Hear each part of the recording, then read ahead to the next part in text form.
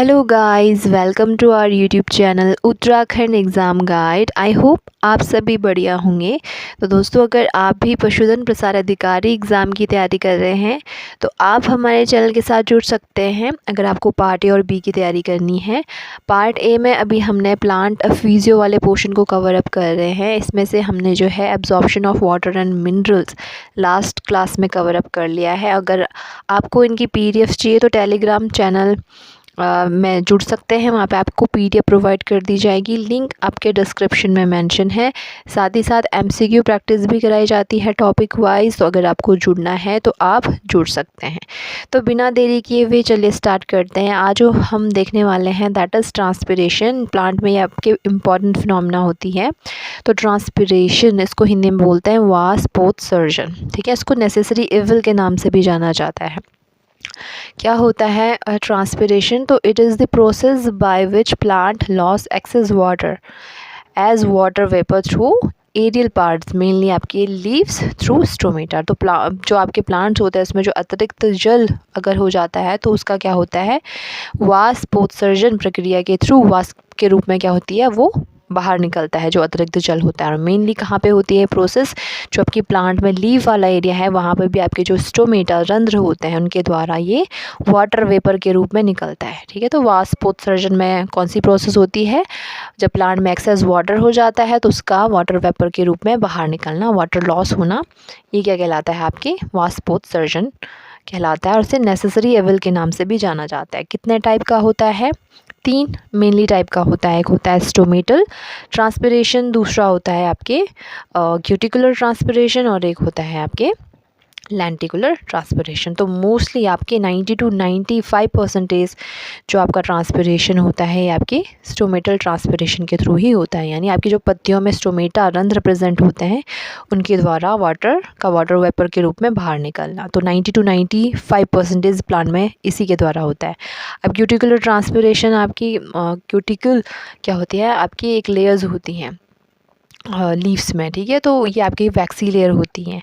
ये water proof तो होती है बट 100% नहीं होती है। ठीक है, मेनली आपकी यंग लीव्स, जो यंग लीव हो गया, स्टेम हो गया, यहाँ पे क्या होता है, ये क्यूटिकल्स पाए जाते हैं। तो जिनकी क्यूटिकल थिक लेयर की होगी उसमें तो बहुत मिनिमम चांसेस है वाटर लॉस होने के, बट जिनकी पतली क्यूटिकल्स की वॉल होती हैं, लेयर्स होती हैं, वहाँ से आपके क्या होता है, कुछ ना कुछ आपकी वाटर लॉस होता ही है। ठीक है, ये ज़्यादा नहीं होता है, आपके 5 to 10% क्या होता है इसमें वाटर लॉस होता है। मेनली आपके यंग लिव्स में ज़्यादा होता है। ठीक है, तीसरा क्या होता है आपके लेंटिकुलर ट्रांसपिरेशन। तो ये आपके मेनली जो स्टेम्स होते हैं, वुडी स्टेम्स, बाक, इनमें क्या होता है, छोटे छोटे पोर्स होते हैं।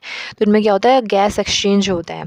तो उस दौरान आपके कुछ ना कुछ वाटर वेपर्स भी निकलता है। ठीक है, ये भी बहुत मिनिमम इसमें होता है। तो सबसे ज़्यादा जो आपकी वाटर लॉस होता है, ट्रांसपिरेशन की प्रोसेस होती है, वो स्टोमेटा में होती है, देन आपके क्यूटिकुलर में होता है एंड देन आपके लेंटिकुलर में होता है। ठीक है, तो 3 टाइप्स का क्या होता है, आपके ट्रांसपिरेशन होता है। अब प्रोसेस क्या होती है आपके ट्रांसपिरेशन की? सबसे पहले वाटर को एब्जॉर्ब किया जाएगा रूट के थ्रू, फिर वो जाइलम में जाएगा वाटर, फिर वहाँ से लीव्स में जाएगा, फिर वहाँ पे आपके जो वाटर इवेपोरेशन की प्रोसेस होगी आपके मीजोफिल सेल से होंगी, और फाइनली आपके स्टोमेटा ओपन हो जाएंगे और वाटर डिफ्यूज़ आउट हो जाएगा वेपर के फॉर्म में। ठीक है, मैकेनिज्म क्या होता है, बहुत सिंपल सा है। स्टोमेटा खुलेगा तो आपके क्या होगा, वाटर वेपर के रूप में बाहर निकलेगा वाटर, और अगर स्टोमेटा क्लोज हैं तो आपके नहीं बनेगा। और इन दोनों ही प्रोसेस को, यानी स्टोमेटा के ओपन और क्लोज होने को कौन कंट्रोल करता है, गार्ड सेल्स करते हैं। तो गार्ड सेल्स क्या करते हैं, कंट्रोल करते हैं आपके स्टोमेटा के ओपन और क्लोज होने के लिए। बेसिकली क्या होता है, दिन में तो लाइट प्रेजेंट होगी, वहाँ पे क्या होगा, आपके जो गार्ड सेल्स होंगे वहाँ पे भी क्लोरोप्लास्ट होंगे, तो वहाँ पे क्या होगा, फोटोसिंथेसिस की प्रोसेस होगी, आपके फूड बनेगा, एटीपी बनेगा। ठीक है, एनर्जी बनी। अब ये क्या करता है, जो एटीपी क्या करता है, इससे क्या होता है, जो प्रोटॉन पंप वहाँ पे होता है ना, तो वहाँ से प्रोटॉन गार्ड सेल से बाहर निकलने लग जाते हैं, वहाँ से मूव आउट करने लग जाते हैं।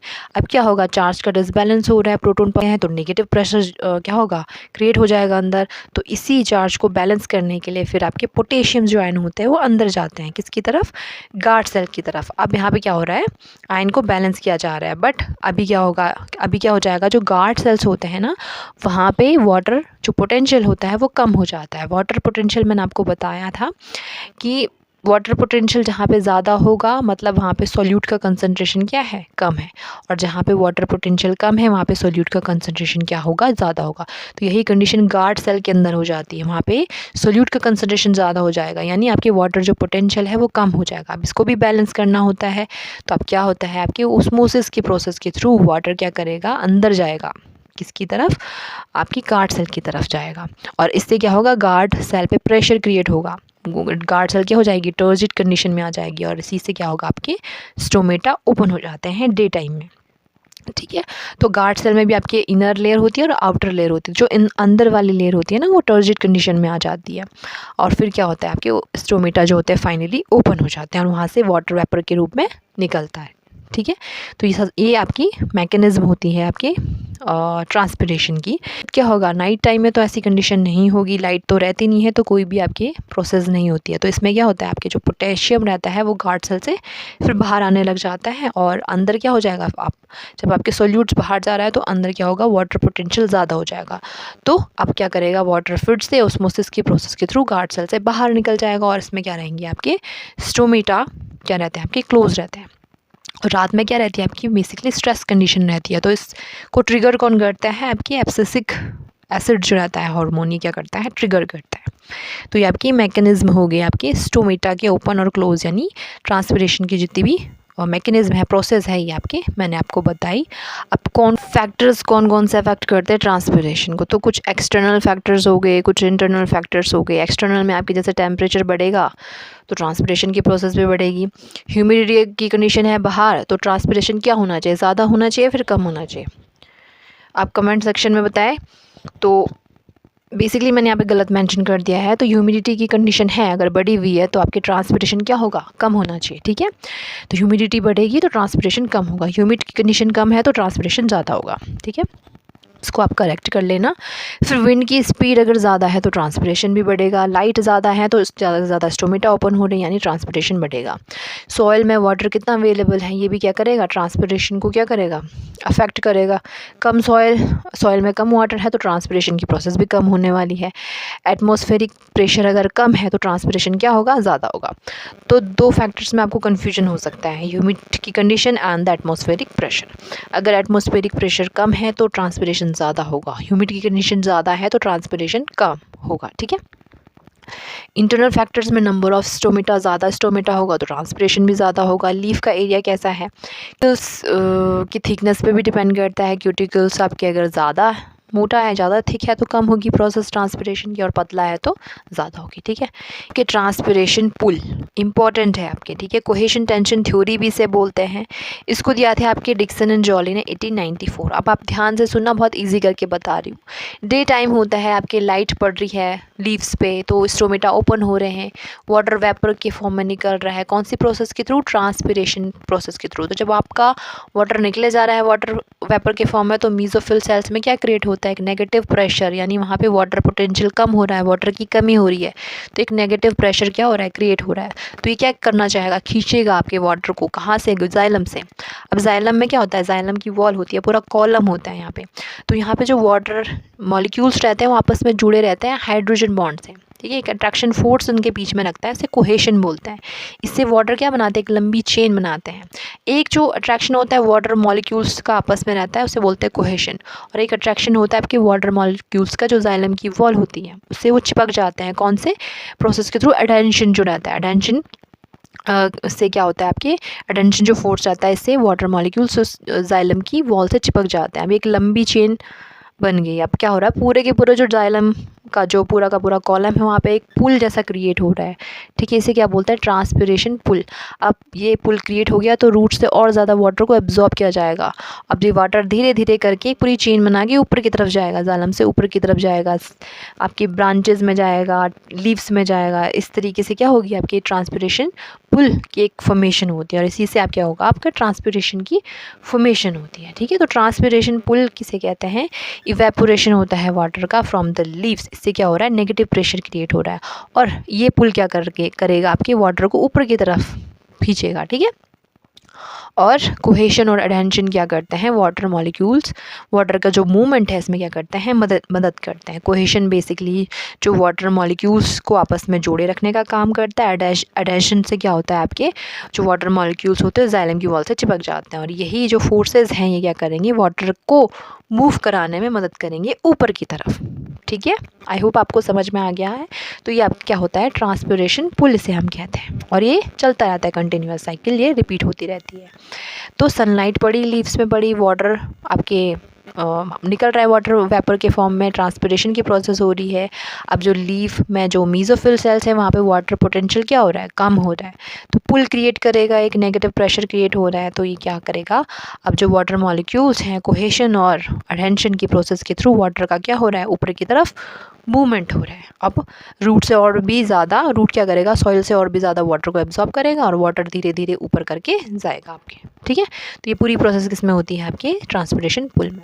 तो यहाँ पे भी मैंने देखा कौन कौन से फोर्सेस इन्वॉल्व होते हैं। कोहेशन फोर्स जो कि आपके वाटर मॉलिक्यूल के बीच में लगता है, अट्रैक्शन फोर्स, और एडहेंशन क्या होता है, जब वाटर मॉलिक्यूल्स जाइलम वॉल के बीच में रहता है। ठीक है, इन दोनों के बीच में लगेगा ये एडहेंशन वाला फोर्स, तो वाटर मॉलिक्यूल्स जाइलम की वॉल से चिपक जाएगा। अब ये टेंशन क्रिएट हो रहा है तो इसे बोलेंगे ट्रांसपिरेशन पुल। ठीक है, और इसमें कोई भी एटीपी का यूज़ नहीं होता है, इसमें ध्यान रखना है आपको। ठीक है, इम्पॉर्टेंस क्या है ट्रांसपिरेशन की, वास्पोत्सर्जन की क्या महत्व है इसका। तो ये हेल्प करता है आपके एसेंट ऑफ सैप में। एसेंट ऑफ सैप बेसिकली क्या है, ये क्या करेगा, वाटर और मिनरल्स को रूट से आपके लीव्स तक क्या करेगा, ट्रांसपोर्ट करता है।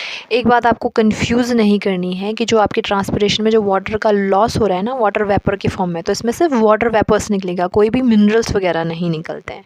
ठीक है, ये आपको ध्यान में रखना है।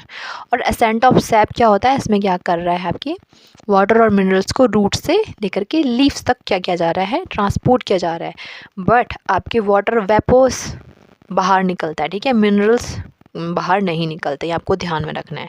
तो ट्रांसपिरेशन क्या करता है, एसेंट ऑफ सैप में मदद करता है, मेंटेन करता है वाटर के बैलेंस को, कूलिंग इफेक्ट देता है प्लांट को। ठीक है, वाटर वेपर के फॉर्म में जब बाहर निकल रहा है तो प्लांट को क्या दे रहा है, एक कूलिंग इफेक्ट दे रहा है, और हेल्प्स करता है मिनरल के ट्रांसपोर्ट में, जो मैंने आपको बताया। इसमें मिनरल्स में basically nitrogen, phosphorus, potassium, calcium, xylem SAP भी इसे हम कहते हैं। ठीक है, इन करता है सेल की टर्जिटी को, और एक्सेस वाटर आपका रिमूव तो हो ही रहा है।